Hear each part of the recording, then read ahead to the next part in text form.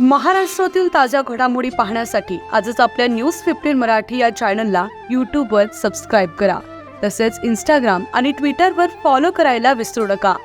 News 15 Marathi, आवाज जनसामान्यांचा.